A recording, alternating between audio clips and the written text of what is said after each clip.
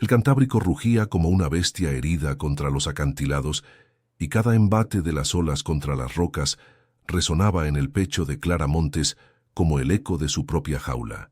Apoyada en el ventanal helado del gran salón, observaba la espuma blanca disolverse en la negrura del agua, un espectáculo tan violento como hipnótico. El frío del cristal se filtraba a través de la fina tela de su uniforme, pero no era un frío que le molestara. Era una sensación familiar, casi un consuelo, que hacía juego con la temperatura constante de su alma.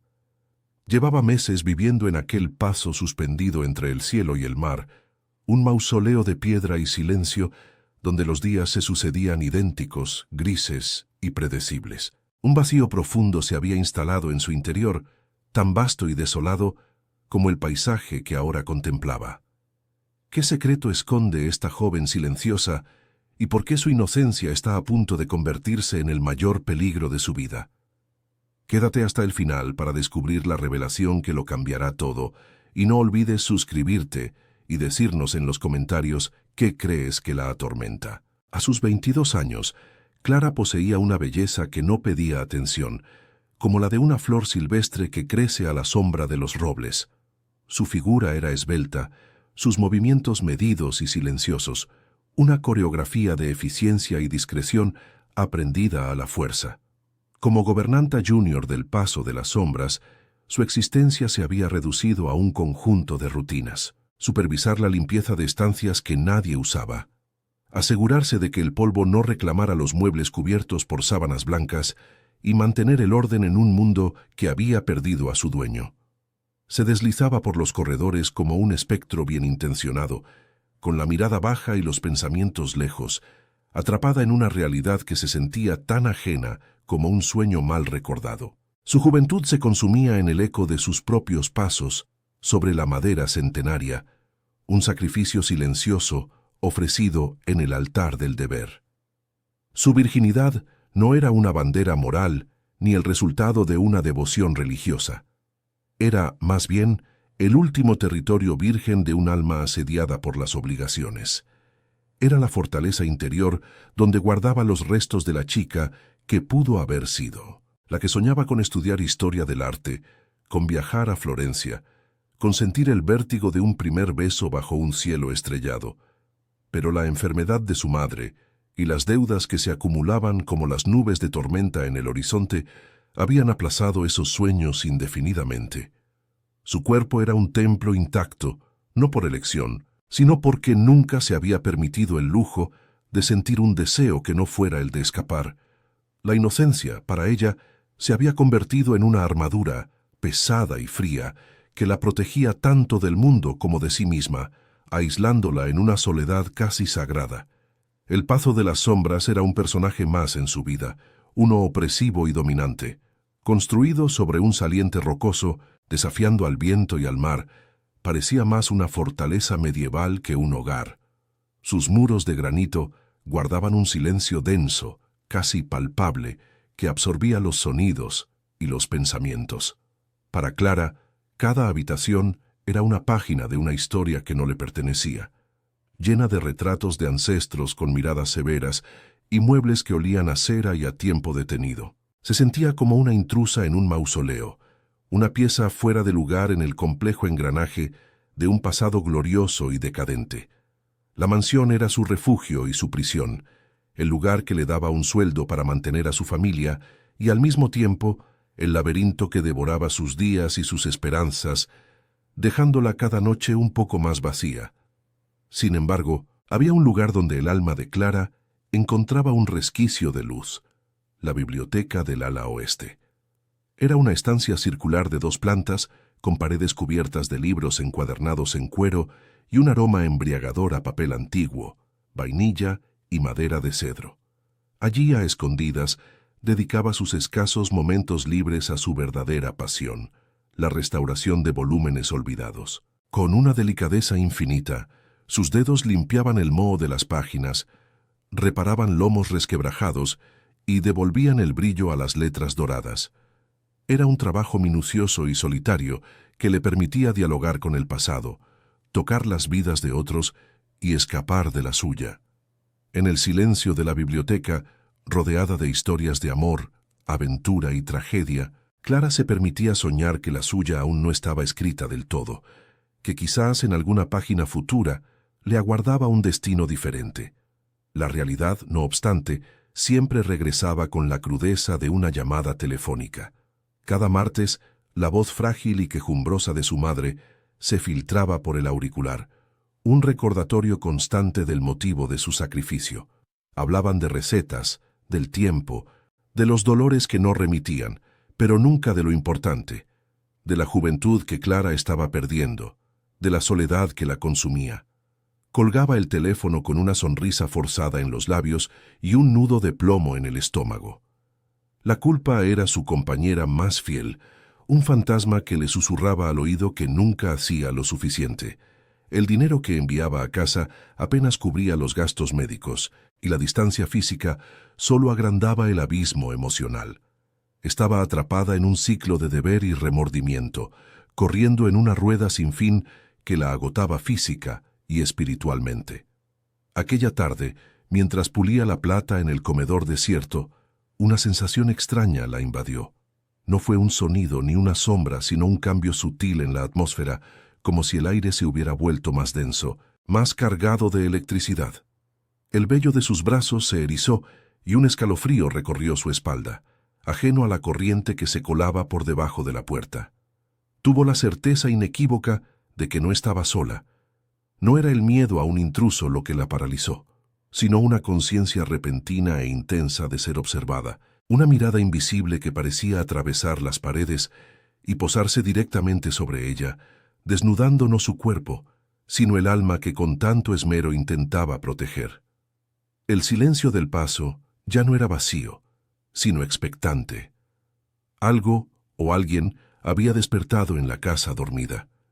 El pueblo, San Vicente de la Roca, se aferraba a la costa como un nido de gaviotas, un laberinto de callejuelas empedradas y casas encaladas con tejados de pizarra. Para Clara, bajar del paso era como descender de una nube de silencio a un mar de murmullos. Aquí, cada ventana era un ojo, cada cortina una ceja levantada. Su trabajo en la mansión la había convertido en una figura de leyenda local. La chica solitaria que vivía con el fantasma del acantilado caminaba con la cabeza gacha, sintiendo el peso de las miradas en su nuca, miradas que mezclaban la envidia por el supuesto lujo en el que vivía con la lástima por la juventud que se le escapaba entre los dedos. Era una extraña en su propio hogar, una pieza de un puzzle que ya no encajaba en la caja, suspendida entre el aislamiento aristocrático del paso y la asfixiante familiaridad del pueblo. Su rutina de los jueves era un ritual inmutable, una peregrinación marcada por el deber. El autobús la dejaba en la plaza del mercado, donde el aire olía a salitre y a pescado fresco. Su cesta no se llenaba de caprichos, sino de necesidades: verduras para el caldo de su madre, el pescado más asequible, el pan del día anterior que el panadero le guardaba con un gesto de compasión. Cada compra era un cálculo, cada moneda gastada una pequeña herida. Luego venía la farmacia, el lugar que más temía. El farmacéutico, un hombre de pocas palabras, le entregaba las cajas de medicamentos con una eficiencia que rayaba en la frialdad. Clara pagaba en silencio, sintiendo que no entregaba billetes, sino fragmentos de sus sueños, horas de su vida empaquetadas en blisters de plástico y aluminio. La casa de su madre era un pequeño apartamento en la planta baja de un edificio antiguo, un espacio tan lleno de recuerdos como falto de aire. Olía a guiso, a alcanfor y a la lavanda que su madre colocaba en los armarios. Cada objeto tenía su lugar, cada cojín su posición exacta. Era un orden opresivo, el reflejo de una vida reducida a 4 paredes. Su madre, Elena, la recibía con un beso húmedo y una retahíla de quejas sobre sus dolores. Se sentaba en su butaca de orejas, una reina en un reino diminuto, y observaba a Clara moverse por la cocina, preparando su comida, ordenando sus medicinas. El amor de su madre era un ancla, la mantenía a flote en su mar de responsabilidades, pero también la hundía, impidiéndole nadar hacia cualquier otra orilla. La conversación, inevitablemente, derivaba hacia el mismo tema. Elena, con una sutileza torpe, hablaba de las chicas de la edad de Clara que ya estaban casadas, con hijos. Mencionaba a Mateo, el hijo del pescador, un buen chico, trabajador, que siempre preguntaba por ella. Una vida tranquila, hija. Eso es lo que una mujer necesita. Un hombre que la cuide, decía, mientras sus ojos evaluaban la delgadez de Clara, las ojeras que el maquillaje no lograba ocultar. Clara asentía con una sonrisa que no le llegaba a los ojos, sintiendo cómo las palabras de su madre construían a su alrededor los muros de una vida que no deseaba, una jaula dorada de convenciones y deberes. Sentía la necesidad de gritar que ella quería más, que quería arte, historia y cielos extranjeros, pero el grito siempre moría en su garganta, ahogado por la culpa. Las deudas eran un monstruo invisible que devoraba sus ingresos antes de que llegaran a sus manos. No solo eran las medicinas, eran las facturas atrasadas, la hipoteca del pequeño apartamento, las pequeñas reparaciones que siempre surgían. Clara llevaba la contabilidad en una libreta gastada, cada número una espina clavada en su conciencia. A veces, por la noche, en la soledad de su habitación en El Paso, se despertaba con el corazón acelerado, repasando mentalmente las cifras, temiendo un imprevisto que rompiera el frágil equilibrio de su economía. Este miedo constante la mantenía dócil, obediente. La empujaba a aceptar las largas horas, el aislamiento, el silencio del Paso, porque el sueldo, aunque modesto para la magnitud del lugar, era su única arma contra el monstruo, el único dique que contenía la marea de la desesperación. En el pueblo, se encontraba a veces con antiguas compañeras de instituto, mujeres de su edad que empujaban carritos de bebé o hablaban animadamente de sus bodas. Una de ellas, Laura, siempre la detenía con una alegría forzada. Le preguntaba por su vida de princesa en el castillo, una broma que escondía una curiosidad malsana. ¿Y el dueño? ¿Es tan guapo como dicen? A ver si tienes suerte y te saca de pobre, le soltó una vez, con una risa que a Clara le sonó a cristales rotos. Esos encuentros la dejaban temblando de una rabia impotente. No veían su sacrificio, solo una fantasía romántica. No entendían que El Paso no era un cuento de hadas, sino una jaula de oro, y que ella no era una princesa, sino la guardiana de un mausoleo, incluido el suyo propio. Había un lugar, un pequeño espigón al final del puerto, donde nadie solía ir. Allí se sentaba a veces Clara, antes de coger el autobús de vuelta, dejando que el viento del Cantábrico le limpiara el alma. El mar, con su furia y su inmensidad, era el único que parecía entenderla. Miraba hacia el acantilado, donde el pazo de las sombras se recortaba contra el cielo gris, y sentía una punzada de extraña pertenencia. Estaba atrapada entre dos mundos que la oprimían de formas distintas. El pueblo con su juicio constante y sus expectativas asfixiantes, y El Paso con su soledad abrumadora y su silencio lleno de secretos. No pertenecía a ninguno de los dos. Era una exiliada en su propia vida, siempre de paso, siempre anhelando un hogar que no existía en ningún mapa. La despedida de su madre era la parte más difícil del día. Elena la abrazaba con una fuerza que desmentía su fragilidad, una mezcla de amor genuino y posesión inconsciente. Le susurraba al oído que se cuidara, que no trabajara tanto, pero sus ojos decían otra cosa. «No me dejes, no te vayas, te necesito». Clara sentía ese mensaje no dicho como una cadena invisible alrededor de su cuello. Le devolvía el abrazo, respirando el aroma familiar de su madre, y sentía una oleada de ternura y resentimiento, una combinación tóxica que la envenenaba lentamente. Cada jueves, al cerrar la puerta del apartamento, sentía que dejaba atrás una parte de sí misma, la parte que aún era capaz de rebelarse, la que aún soñaba con la libertad. El viaje de vuelta en el autobús era un lento ascenso hacia su otra prisión. A medida que el vehículo se alejaba del pueblo y se adentraba en la sinuosa carretera de la costa, Clara sentía cómo se despojaba de la piel de hija abnegada para volver a vestir el uniforme invisible de gobernanta silenciosa. El mundo de los murmullos, las deudas y las expectativas se quedaba atrás, reemplazado por el silencio majestuoso y expectante del Paso. Ver los torreones de piedra aparecer tras una curva le provocaba una sensación ambivalente, el alivio de escapar de la presión social y el pavor de regresar a su aislamiento. La gran verja de hierro se abría para recibirla y se cerraba a su espalda con un chasquido metálico, el sonido definitivo de su encierro, sellando su destino una semana más.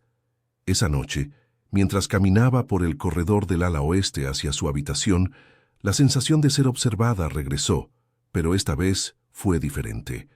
Ya no era una presencia amenazante o indefinida. Tras la crudeza de su día en el pueblo, esa mirada invisible se sentía extrañamente menos opresiva que las miradas reales de la gente. Era una presencia silenciosa, constante, que no juzgaba, no exigía, no pedía nada. Simplemente estaba ahí. Por primera vez, Clara no sintió miedo, sino una curiosidad profunda y casi temeraria. ¿Quién era el observador silencioso que compartía su soledad? En la inmensa oscuridad del paso, esa pregunta se encendió como una pequeña llama, una peligrosa chispa de interés en un corazón que se había acostumbrado a la ceniza y el frío. El estruendo del Cantábrico se intensificó al anochecer, una sinfonía furiosa que envolvía el paso en un abrazo de sal y viento. La lluvia comenzó a golpear los ventanales con la insistencia de un mensajero desesperado. Fue entonces cuando un sonido ajeno, casi sacrílego en la quietud de la mansión, rasgó el velo de la tormenta. No era el crujido de la madera vieja ni el lamento del viento en las chimeneas. Era el susurro de un motor de alta gama, un ronroneo suave y poderoso que se deslizó por el camino de grava y se detuvo ante la entrada principal.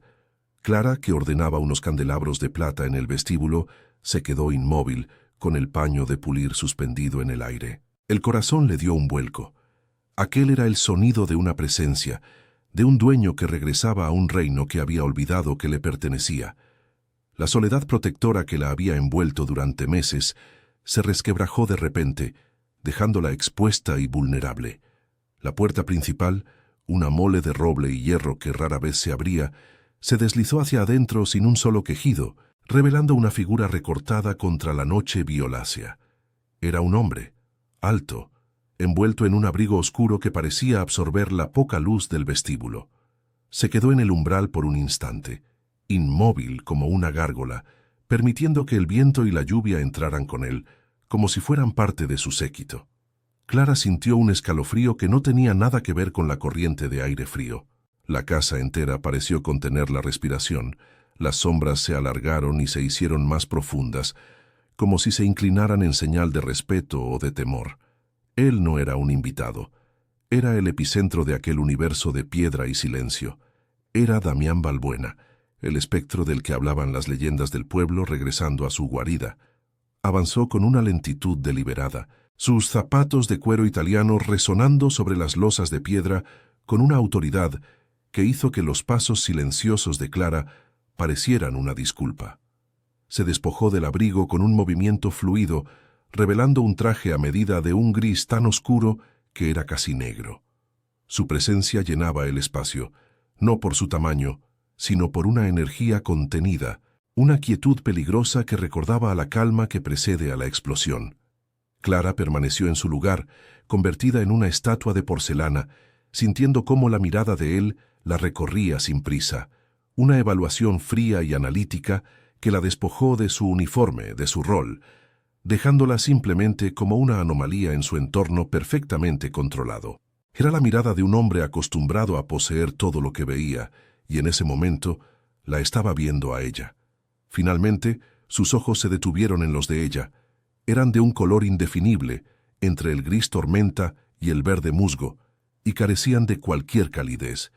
Sin embargo, detrás de esa fachada de hielo, Clara percibió algo más, una soledad tan vasta y antigua como la del propio paso.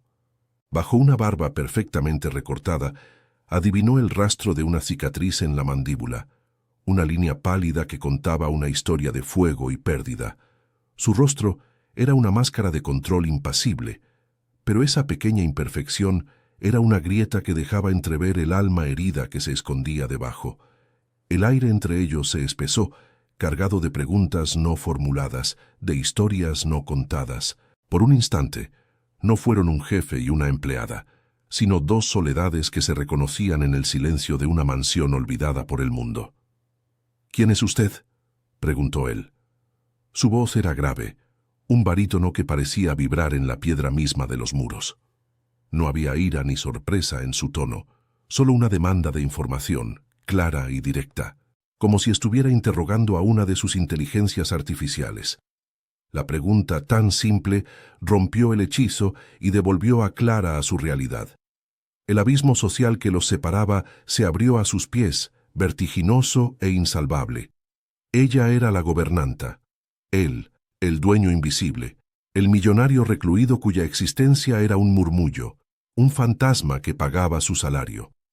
Sintió la necesidad de hacerse pequeña, de disculparse por ocupar su espacio, por respirar su aire. La sangre se le agolpó en las mejillas, un rubor traicionero que odiaba por delatar su nerviosismo. Clara Montes, señor, la gobernanta. Su propia voz sonó extraña en sus oídos, un susurro frágil contra la resonancia de la de él.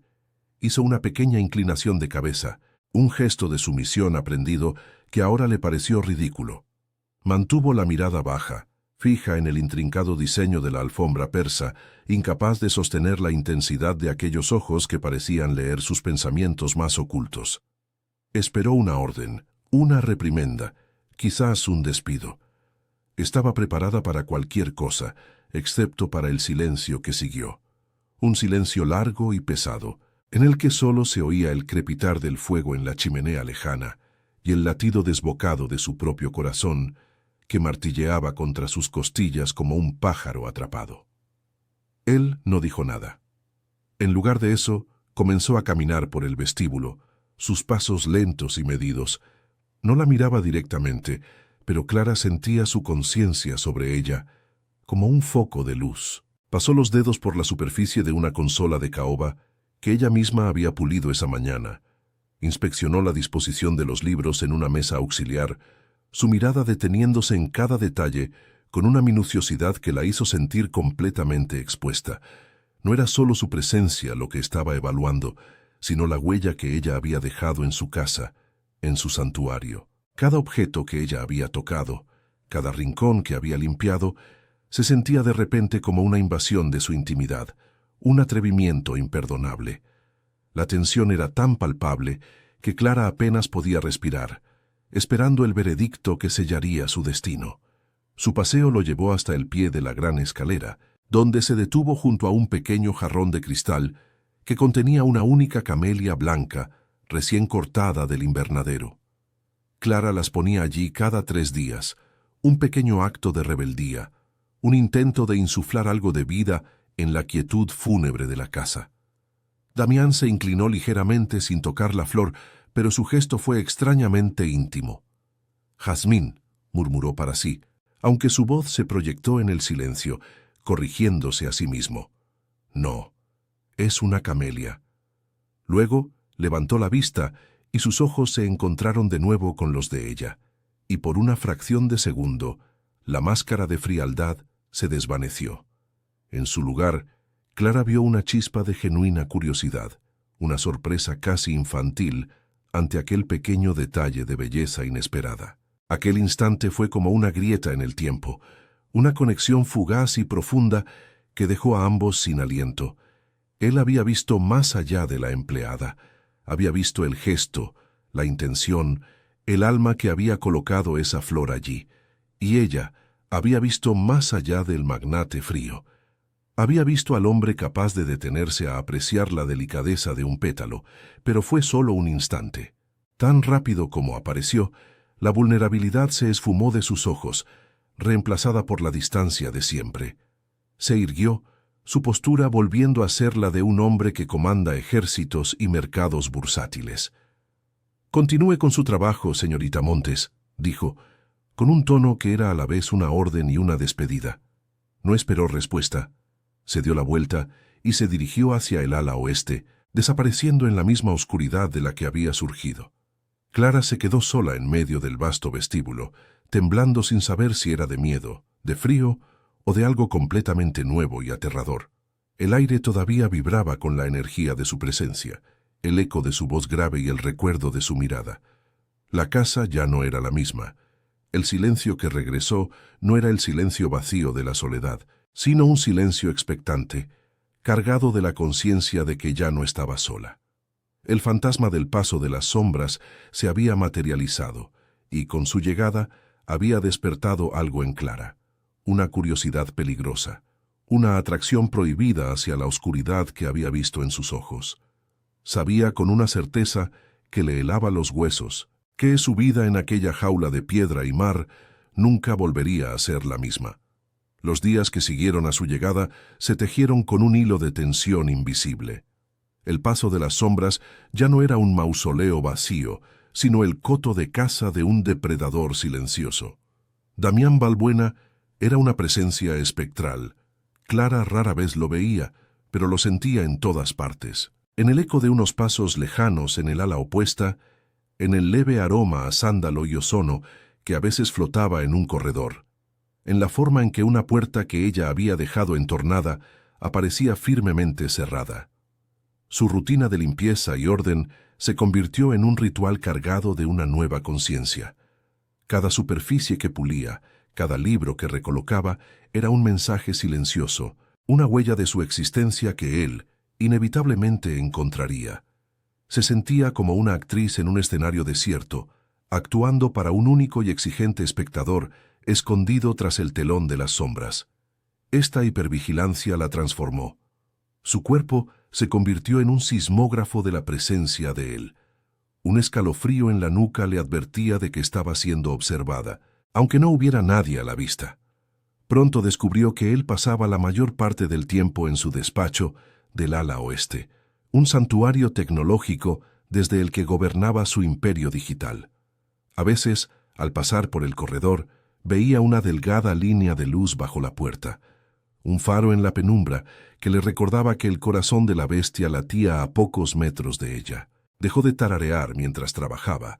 Sus movimientos se volvieron aún más sigilosos, no por miedo a molestarlo, sino por un instinto primario de no revelar demasiado de sí misma, de proteger el pequeño jardín secreto de su alma de aquella mirada analítica que sentía constantemente sobre ella. La primera comunicación real entre ellos no fue verbal, sino literaria.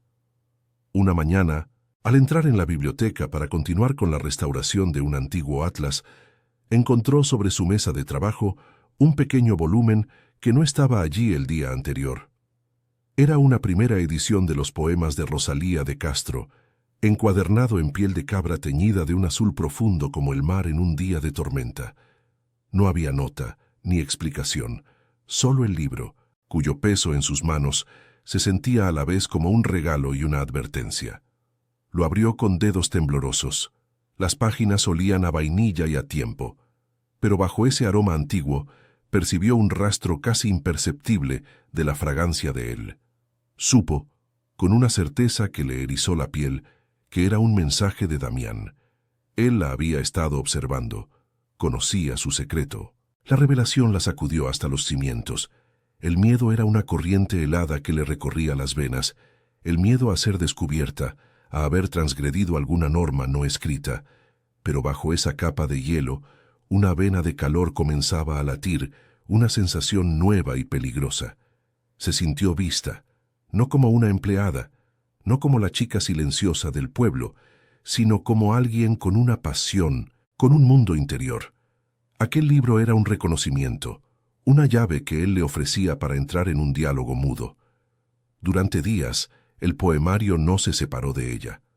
Lo leía en los pocos momentos libres, y las palabras de anhelo y melancolía de la poeta gallega parecían hablar directamente de la soledad que ambos compartían en aquella inmensa jaula de piedra, un puente de tinta y papel tendido sobre el abismo de su silencio. La respuesta de Clara fue igualmente involuntaria, un acto de pura existencia. En el pequeño invernadero anexo a la cocina, cuidaba con esmero unas plantas de jazmín que había rescatado de la negligencia. Una tarde, al florecer, el aroma dulce e intenso de las flores blancas invadió los pasillos del paso. La fragancia, transportada por las corrientes de aire, se coló por los conductos de ventilación y llegó hasta el despacho de Damián, un fantasma floral que asaltó su fortaleza estéril. Para un hombre que vivía rodeado de la frialdad del metal y el cristal, aquel perfume era una invasión de vida, de naturaleza indómita, de feminidad. Era el aroma de Clara, una presencia que ya no podía controlar ni observar a distancia, sino que ahora respiraba, que se le metía dentro con cada inhalación, alterando la química de su soledad. Él no dijo nada, pero ella notó el cambio. La puerta de su despacho, que siempre permanecía herméticamente cerrada, ahora se quedaba a menudo entreabierta, como si invitara al aroma a entrar. Era su forma de aceptar el regalo, de corresponder a su presencia. Este intercambio sensorial se convirtió en su nuevo lenguaje. Él le hablaba con libros raros que aparecían misteriosamente en la biblioteca. Ella le respondía con el perfume de las flores que cultivaba. Eran dos almas aisladas que habían encontrado una forma de tocarse sin rozarse, de comunicarse en un plano que trascendía las palabras y las jerarquías. La tensión entre ellos dejó de ser solo miedo y se tiñó de una curiosidad casi dolorosa, un anhelo por descifrar el enigma que era el otro.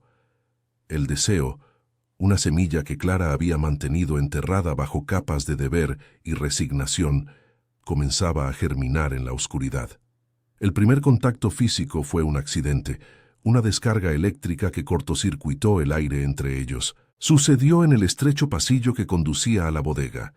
Clara subía con una cesta de ropa limpia y él bajaba, absorto en sus pensamientos. Al doblar una esquina, se encontraron de frente. No hubo tiempo para apartarse. El cuerpo de ella chocó suavemente contra el de él. Fue un impacto mínimo, apenas un roce de telas, pero para Clara fue como chocar contra una montaña. Su mano, al buscar apoyo, aterrizó sobre el pecho de él, justo encima del corazón. Pudo sentir su latido fuerte y constante bajo la fina tela de su camisa, y el calor de su cuerpo la traspasó como una fiebre. El mundo se detuvo en ese instante, reducido al pequeño punto de contacto entre su palma y el corazón de Damián. Levantó la vista asustada y se encontró atrapada en la intensidad de su mirada. Por primera vez, lo vio sin filtros, sin la distancia de la formalidad. Sus ojos grises eran un torbellino de emociones contenidas, sorpresa, rabia y algo más profundo y vulnerable que la dejó sin aliento. Vio el destello de un deseo tan crudo y potente que la asustó y la atrajo a partes iguales. Él no se movió, su cuerpo tenso como una cuerda de acero. Su mirada descendió a la mano de ella sobre su pecho y luego a sus labios entreabiertos. Por un segundo, Clara creyó que iba a besarla, que iba a cerrar la distancia insoportable entre ellos. Pero entonces, la máscara de frialdad volvió a caer en su sitio. Se apartó bruscamente como si el contacto le quemara y continuó su camino sin decir una palabra, dejándola temblando en medio del pasillo, con el eco de su corazón latiendo en la palma de su mano. Desde su santuario, Damián luchaba una guerra que nadie veía. El encuentro en el pasillo lo había desestabilizado. La sensación de la mano de Clara sobre su pecho, su calor, su aroma a jazmín y a inocencia, habían derribado años de control autoimpuesto. La observaba en las pantallas de seguridad con una nueva urgencia, una mezcla de anhelo y furia. Se odiaba a sí mismo por desearla, por ver en su pureza un bálsamo para sus propias cicatrices. Sabía que él era veneno. El fuego que había devorado a su familia no solo le había dejado una marca en la piel, sino que había calcinado su capacidad de amar sin destruir. Acercarse a ella sería como invitar a una mariposa a volar demasiado cerca de una llama. Y sin embargo no podía apartar la vista. Era un adicto que contemplaba la única droga que podría salvarlo o matarlo. Decidió que la única forma de protegerla era alejarla. Se volvió deliberadamente más frío, más distante. Sus apariciones espectrales cesaron. La línea de luz bajo su puerta ya no era visible. Los libros dejaron de aparecer en la biblioteca. El silencio en el paso volvió a ser denso y opresivo. Pero ahora no era un silencio vacío, sino uno lleno de su ausencia deliberada. Para Clara, este nuevo trato fue una tortura mucho más refinada que su vigilancia constante. El fantasma que la observaba le había dado una extraña compañía en su soledad.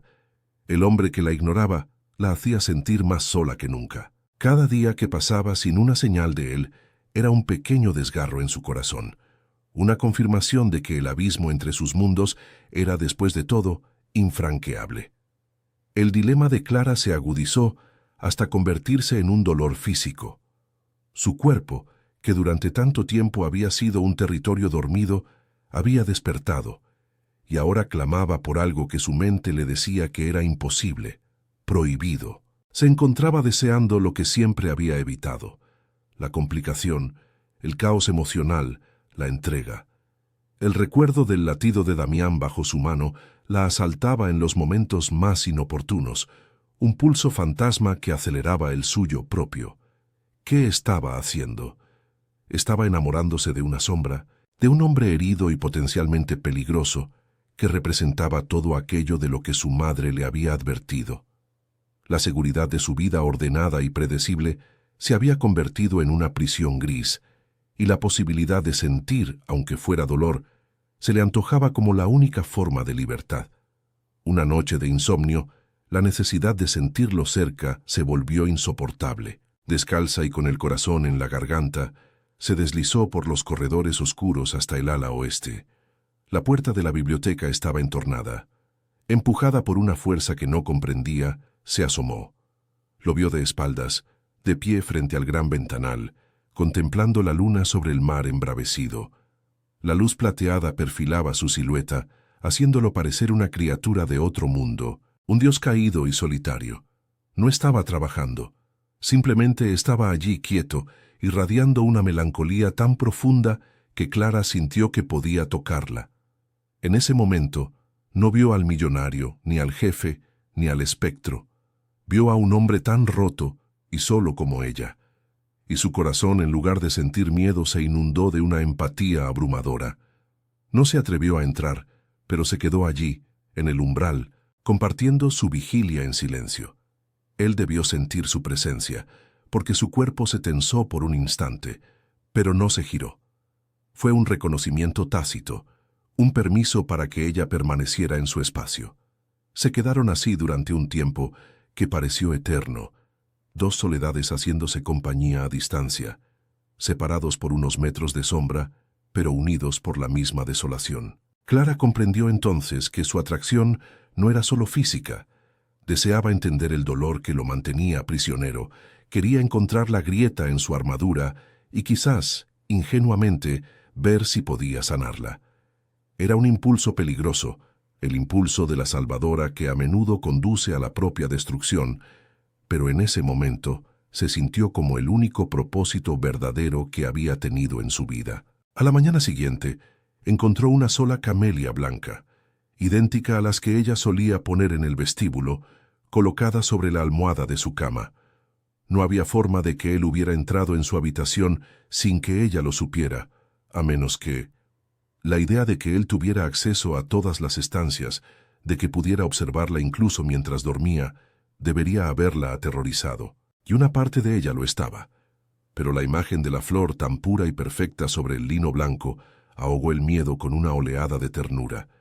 No era un acto de un depredador, sino de un guardián silencioso.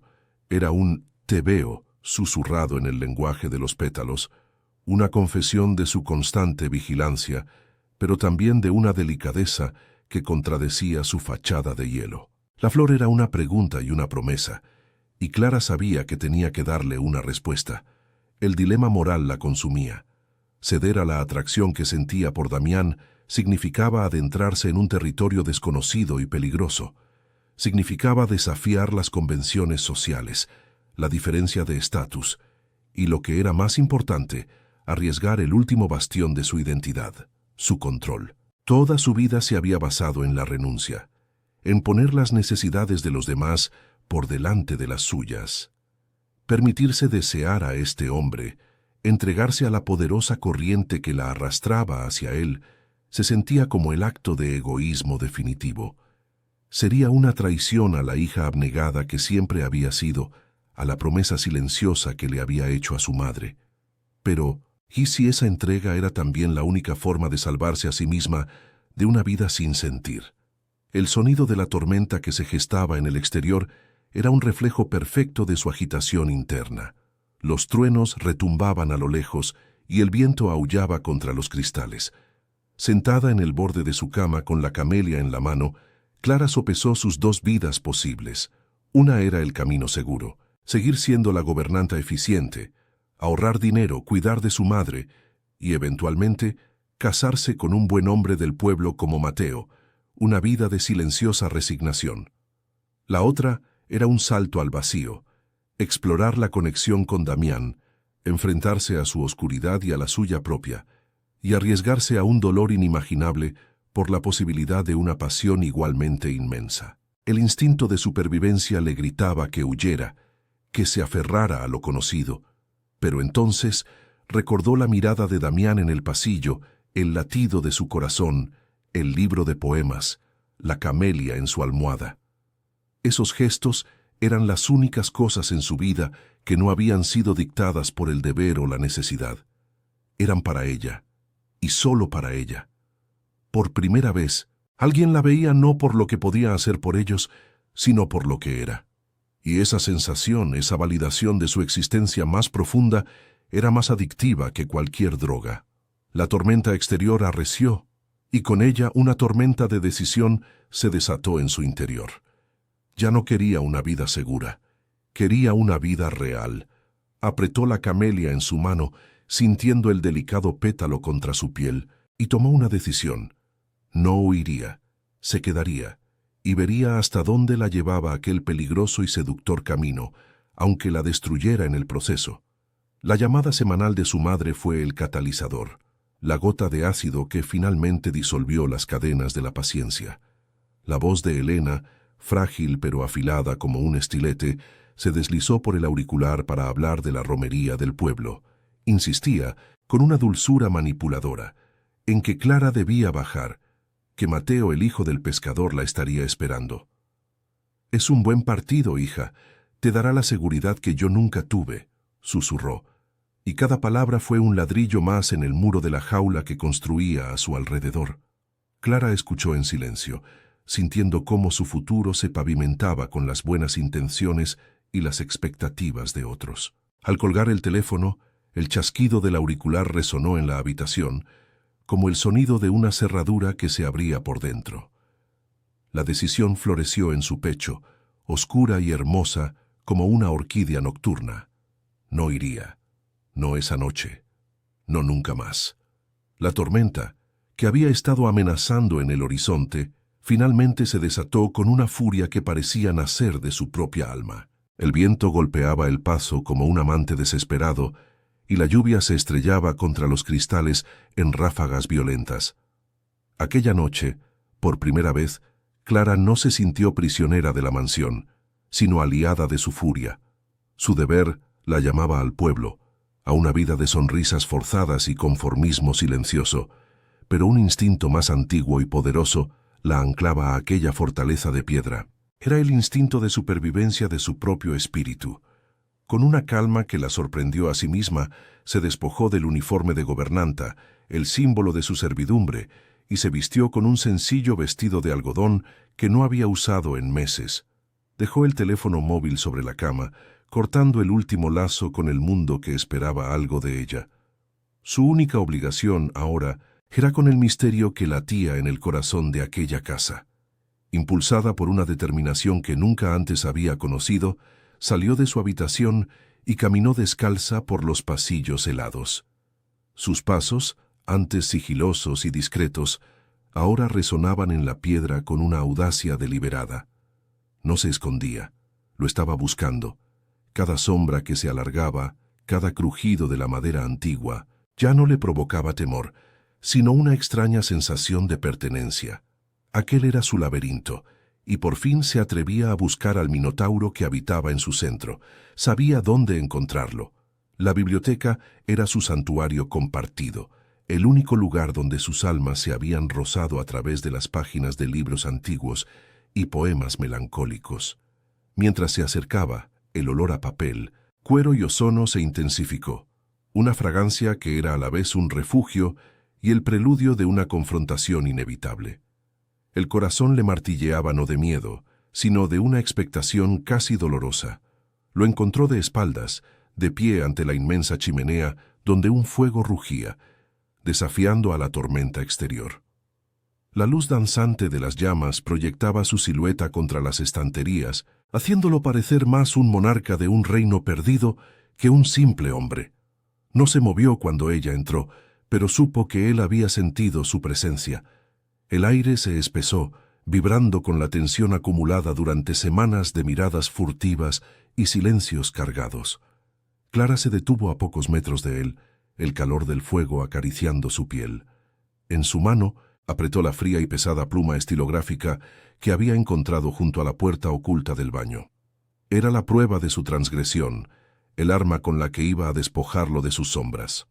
El silencio entre ellos era un abismo, y ella estaba a punto de saltar, sin saber si al otro lado encontraría la salvación o la aniquilación. «Estuvo allí», dijo ella, y su voz, aunque baja, cortó el aire como un cristal. No era una pregunta, sino una afirmación. Damián se tensó, pero no se giró. «En el baño. La dejaste caer», continuó ella, abriendo la mano para revelar la pluma, que brilló a la luz del fuego. «Quiero saber por qué». La súplica en su voz desarmó la pregunta de toda ira. Solo quedaba una necesidad cruda y desnuda de entender. Entonces, él se giró lentamente, y la máscara de frialdad se había hecho añicos. Su rostro era un mapa de tormento, sus ojos grises un mar embravecido de dolor y un deseo tan profundo que a Clara le robó el aliento. «Porque soy un cobarde», confesó él, su voz rota.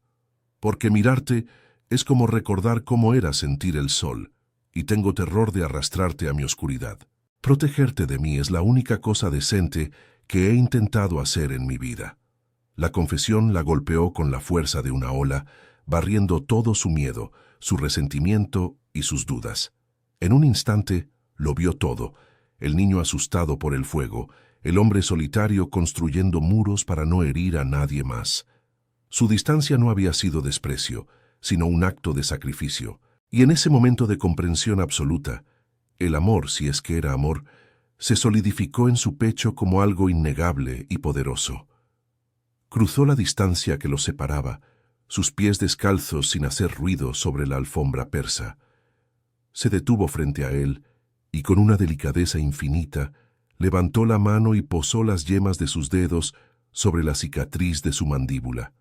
No fue un gesto de compasión, sino de aceptación. Estaba tocando su herida, su pasado, y diciéndole sin palabras que no le tenía miedo. El contacto fue una descarga eléctrica que hizo temblar el mundo. El toque fue la única invitación que él necesitó. Sus manos la sujetaron por la cintura, atrayéndola hacia él con una urgencia desesperada, como un náufrago que se aferra a la única tabla de salvación. Y entonces la besó. No fue un beso tierno ni exploratorio. Fue una colisión, una fusión de dos soledades que se habían anhelado en el silencio. Fue un beso con sabor a sal, a lluvia y a años de anhelo reprimido. Sus labios eran firmes y exigentes, pero bajo la desesperación, Clara sintió un temblor, una vulnerabilidad que la desarmó por completo. Le devolvió el beso con la misma intensidad, sus manos enredándose en su pelo, sus cuerpos pegados el uno al otro como si intentaran fusionarse en una sola entidad. El mundo exterior, la tormenta, el deber, todo desapareció. Solo existía el calor abrasador de aquel beso que lo estaba quemando todo para empezar de nuevo. Él rompió el beso solo para mirarla a los ojos, una pregunta silenciosa ardiendo en su mirada. La respuesta de ella fue un leve asentimiento, una entrega total que iba más allá de la razón. Con un gruñido que era a la vez de triunfo y de agonía, la levantó en brazos como si no pesara nada. El movimiento fue tan fluido y posesivo que a Clara se le escapó un suspiro. La llevó a través de la biblioteca, su santuario, que ahora se convertiría en el escenario de su profanación más sagrada. La depositó suavemente sobre un diván de cuero antiguo, apartado en un rincón oscuro, rodeado por el aroma de 1000 historias encuadernadas. El mundo que conocía se desvanecía, reemplazado por la abrumadora presencia de aquel hombre, por el sonido de su respiración entrecortada y el latido de su corazón que sentía contra el suyo, un tambor de guerra que anunciaba la rendición final de todas sus defensas. La entrega de Clara fue un acto de fe ciega. Cada caricia de Damián era a la vez reverente y desesperada, como si estuviera tocando algo sagrado que temía romper. Para ella, la pérdida de su virginidad no fue un sacrificio, sino una liberación. El breve y agudo dolor fue eclipsado por una oleada de intimidad tan abrumadora que la hizo llorar sin tristeza. Se sintió vista, completamente expuesta y, aún así, completamente a salvo. Él le susurraba su nombre como una letanía, un ancla en la tormenta de sensaciones que la envolvía.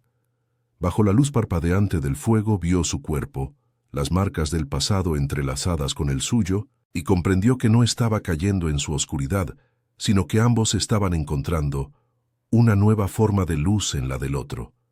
Fue un clímax que trascendió lo físico, un terremoto emocional que reconfiguró el paisaje de sus almas para siempre. Cuando todo terminó, el silencio que descendió sobre ellos no fue incómodo, sino denso y cargado de significado. La tormenta afuera había amainado, dejando solo el suave murmullo de la lluvia y el crepitar del fuego. Permanecieron abrazados en el diván de cuero, sus cuerpos entrelazados, la piel de ella pegada a la de él. Clara apoyó la cabeza en su pecho, escuchando el ritmo ahora calmado de su corazón, el mismo latido que había sentido a través de su camisa semanas atrás. Él le acariciaba el pelo con una ternura que desmentía su reputación de hombre de hielo. Por primera vez, en la seguridad de sus brazos, Clara no se sintió como una empleada, ni como una hija, ni como una virgen asustada. Se sintió, simple y abrumadoramente, como ella misma. Había cruzado el umbral y sabía, con una certeza tan tranquila como la lluvia, que ya no había vuelta atrás. El amanecer se filtró por los altos ventanales de la biblioteca, con la crueldad de un interrogador. La luz gris del Cantábrico bañó la escena, despojándola de la magia que las llamas y las sombras le habían conferido. Clara se despertó sola en el diván de cuero, un frío profundo emanando del material contra su piel desnuda. El aire olía a cera de velas consumidas, a la ceniza fría de la chimenea y al rastro persistente de él, una fragancia a sándalo y tormenta que se aferraba a su cuerpo como un fantasma. La ausencia de Damián era más ruidosa que cualquier palabra que pudiera haber pronunciado. No había nota ni una mirada de despedida. Solo el silencio, denso y acusador, que envolvía los restos de su entrega. Se incorporó, sintiendo cada músculo dolorido, y se cubrió con una manta, un escudo inútil contra el vacío que él había dejado a su paso. El paso de las sombras volvió a hacer honor a su nombre con una velocidad desoladora. Las puertas que se habían mantenido entreabiertas, como invitaciones silenciosas, ahora estaban herméticamente cerradas. La línea de luz bajo el despacho de Damián ya no era visible. La casa, que por unas horas había vibrado con una vida secreta y apasionada, se había convertido de nuevo en un mausoleo. Él se había retirado a su fortaleza interior, levantando los puentes levadizos y llenando los fosos. Clara sentía su presencia como un punto de frío en la geografía de la mansión, un agujero negro que absorbía toda la calidez y la esperanza. Su retirada no fue una simple ausencia, sino un acto deliberado, una sentencia. Él le estaba mostrando con la elocuencia brutal del silencio que la noche anterior había sido un error, una transgresión que ahora debía ser borrada, contenida y olvidada. La resaca emocional golpeó a Clara con la fuerza de una enfermedad.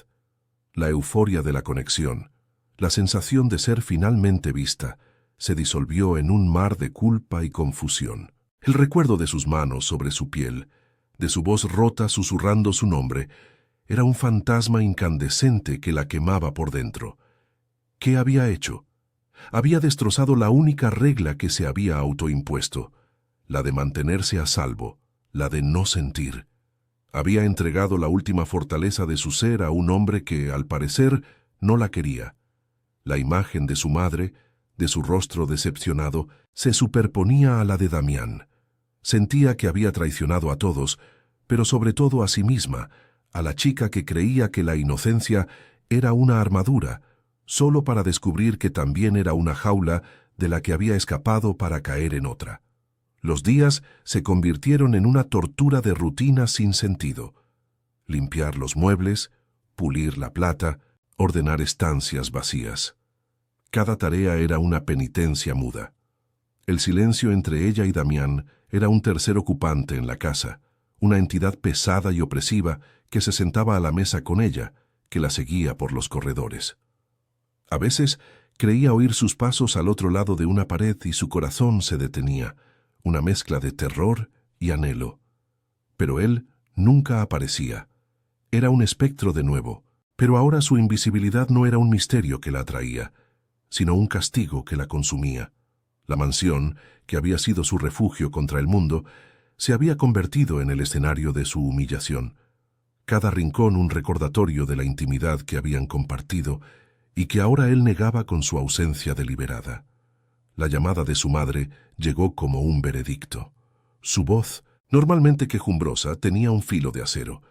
La ausencia de Clara en la romería no había pasado desapercibida. Mateo la había esperado. El pueblo entero murmuraba. «¿Dónde estabas, hija?», preguntó Elena, y la simple pregunta contenía un universo de acusaciones. Clara balbuceó una excusa sobre la tormenta y el trabajo, pero sus palabras sonaron falsas incluso para ella. Sintió el juicio de su madre a través del cable telefónico, la decepción por haber fallado en su papel de hija obediente, por haber despreciado la seguridad que le ofrecían por algo que no podía nombrar. Colgó el teléfono sintiendo el sabor a ceniza en la boca. El abismo entre su vida secreta en El Paso y sus obligaciones en el pueblo se había vuelto insondable. Había quemado un puente, pero no estaba segura de tener a dónde ir. El sufrimiento de Damián era un eco que ella percibía en la quietud de la casa. Una mañana encontró una bandeja con la cena intacta frente a la puerta de su despacho, dejada allí por el servicio externo que venía 2 veces por semana. Era la ofrenda a un Dios que se negaba a comer, la prueba de que él también estaba pagando un precio por su huida. Otra noche un sonido ahogado, como el de un cristal rompiéndose, llegó desde el ala oeste. No fue un estallido de ira, sino un quejido sordo y desesperado. Clara se imaginó a Damián solo en la oscuridad de su oficina, rodeado de sus pantallas y sus fantasmas, luchando contra el mismo deseo que lo había llevado a ella y que ahora lo obligaba a rechazarla. Comprendió que su frialdad no era crueldad, sino una forma de autocastigo.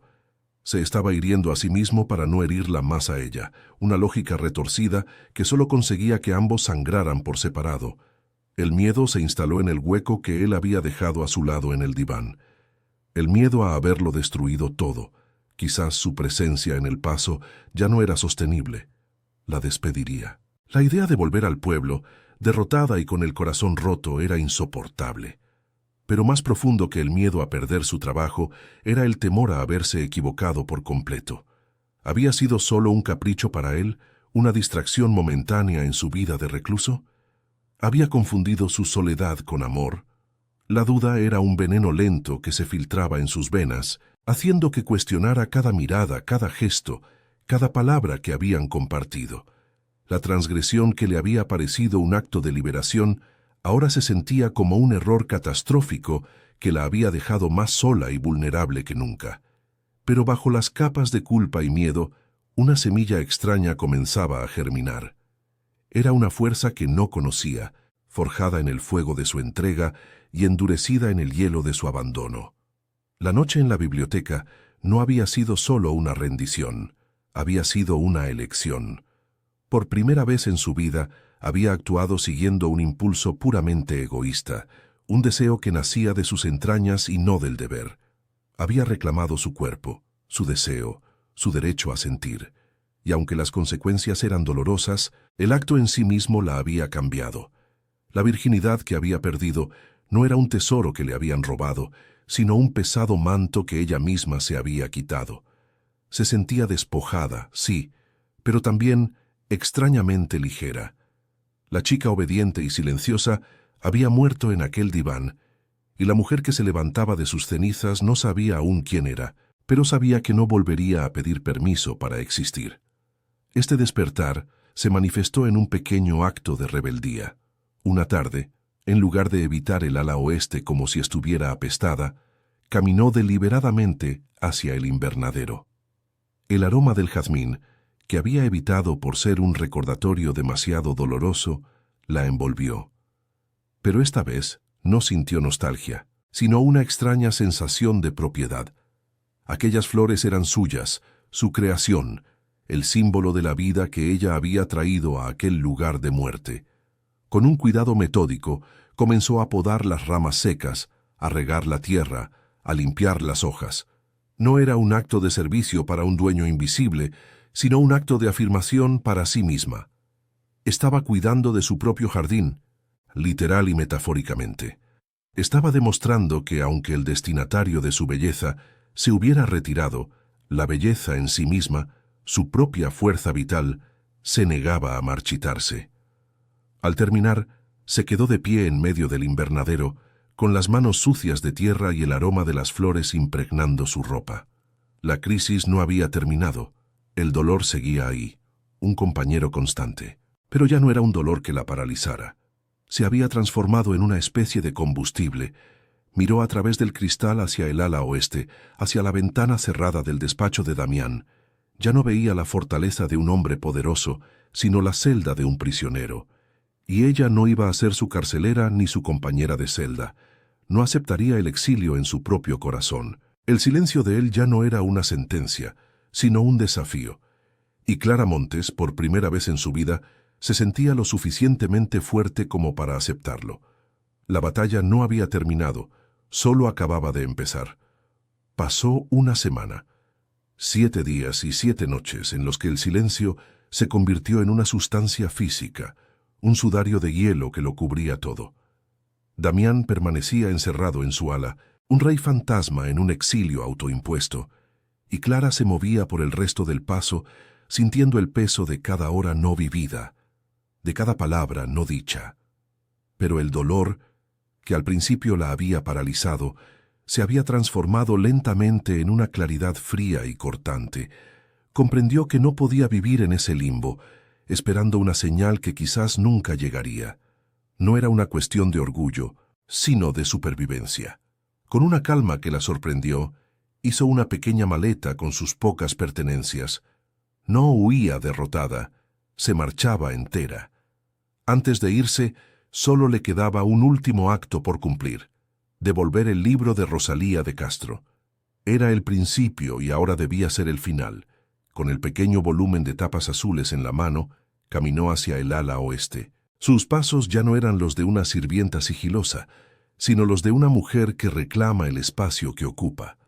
El corredor, antes un territorio prohibido y lleno de una tensión anhelante, ahora le parecía simplemente un pasillo de piedra y sombras. Se detuvo frente a la puerta de roble macizo de su despacho. Durante días había imaginado esa puerta como la entrada a una cripta, el sello de una tumba. Ahora la veía como lo que era: una simple barrera de madera que un hombre asustado había puesto entre él y la vida. No dudó. Levantó la mano y llamó. No fueron los golpes tímidos de una empleada, sino 3 toques firmes y claros que resonaron en el silencio como un veredicto, el sonido de un corazón que se negaba a seguir esperando en la oscuridad. La puerta se abrió con un quejido casi imperceptible. Damián apareció en el umbral, y la visión de él le robó el aliento. Parecía una versión desolada de sí mismo, como si hubiera envejecido 10 años en una semana. La barba cuidada estaba ligeramente descuidada, y bajo sus ojos grises, ahora turbios como un mar de invierno, había unas ojeras profundas. Llevaba la misma camisa oscura de la noche de la tormenta, ahora arrugada, como si no se hubiera cambiado. Pero al verla, algo se encendió en su mirada, una mezcla de pánico, alivio y un dolor tan desnudo que a Clara le dolió físicamente. Ella, sin decir palabra, simplemente extendió la mano y le ofreció el libro. El pequeño objeto colgaba en el espacio entre ellos, Un puente frágil sobre un abismo de silencio, cargado con el peso de toda su historia no contada. «He venido a devolvérselo», dijo Clara, y su voz era firme, desprovista de cualquier temblor. «Y a despedirme». Sostuvo su mirada, obligándolo a enfrentar la consecuencia de su huida. «Entiendo su miedo, señor Valbuena. He visto sus cicatrices, y no son las de la piel las que más duelen. Pero yo no puedo vivir entre fantasmas. No puedo ser el secreto de un hombre que tiene miedo de su propio corazón. Su silencio es un muro más alto que los de este paso, y yo necesito aire para respirar». Cada palabra era una verdad que había tardado toda una vida en aprender a pronunciar. No había súplica en su tono, solo la declaración de una mujer que por fin se había elegido a sí misma. Estaba poniendo su renuncia sobre la mesa, no solo la de su trabajo, sino la de su esperanza en él. Él la miró, y por un instante, Clara vio cómo el muro se desmoronaba.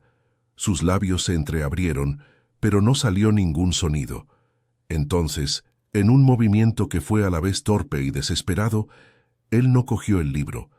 En su lugar, su mano se cerró sobre la de ella, atrapando sus dedos contra la cubierta de cuero. El contacto fue una descarga, un ancla. Sus ojos buscaron los de ella, y en ellos había una súplica que ninguna palabra podría haber expresado. «No», susurró, y la palabra fue un hilo de voz roto, la primera grieta en su armadura de hielo. «No te vayas». Con su otra mano tomó el libro y con dedos temblorosos lo abrió en una página que estaba marcada con un doblez. No dijo nada más, simplemente le mostró el verso que tenía subrayado a lápiz.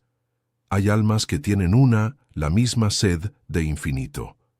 Se quedaron así, suspendidos en el umbral, ni dentro ni fuera de su santuario. Él sostenía su mano sobre el libro abierto, un pacto mudo, una confesión escrita por una poeta muerta hacía más de un siglo. La pregunta ya no era si él la deseaba, sino si tendría el valor de cruzar la puerta y caminar hacia ella. El final de su historia no estaba escrito en aquel libro, sino en la decisión que tomarían en el siguiente latido del corazón. El paso de las sombras contenía la respiración esperando. ¿Puede un hombre que ha vivido en la oscuridad aprender a soportar la luz? ¿Y puede una mujer que por fin ha encontrado su fuerza arriesgarse a compartirla? El futuro es un océano de posibilidades inciertas. Si crees que merecen una oportunidad, suscríbete para no perderte cómo continúa su viaje. Dale a me gusta para apoyar su amor y comparte esta historia. Y sobre todo dinos en los comentarios, ¿qué debería hacer Clara ahora? Tu voz podría ser el faro que los guíe.